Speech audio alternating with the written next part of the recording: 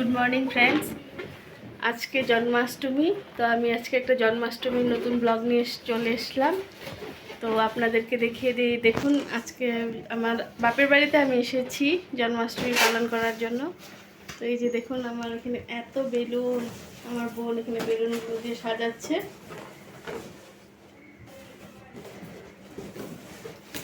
আর ঠাকুর ঘরটাও আমি দেখিয়ে দিচ্ছি, চলুন আপনাদেরকে নিয়ে যাই।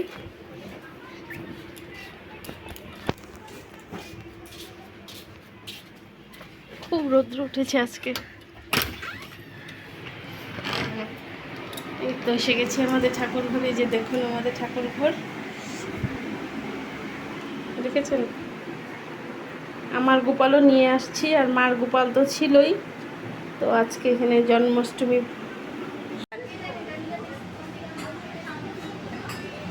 গোপালের জন্য তালের বড়া খাচ্ছি।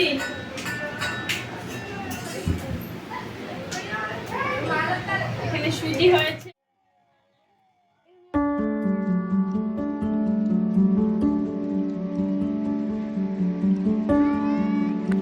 চলুন আপনাদেরকে নিয়ে যাই ঠাকুর ঘরে আবার। এই দেখেন, সব গোপালদেরকে বসানো হয়েছে আসনে। আর এইদিকে আমার এক বোনকে গোপাল সাজানো হয়েছে, আর আমি এইদিকে ফল বানাচ্ছি গোপাল শোনার জন্য।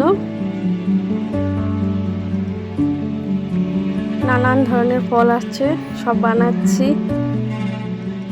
আর আরো গোপাল আসছে। এই হলো আমার মা।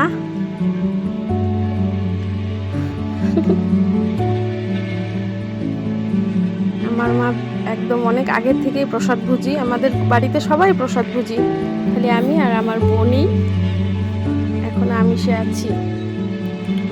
দেখেন, এখানে অনেক ধরনের ফলের জুস তৈরি করা হয়েছে গোপাল সোনাকে অভিষেক করানোর জন্য।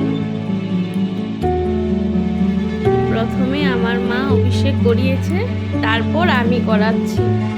আমি তো কিছু নিয়ম এত জানি না, তাই আমার মা বলে বলে দিচ্ছে কোনটার পর কোনটা দিয়ে অভিষেক করতে হয়, সব বলে বলে দিচ্ছে।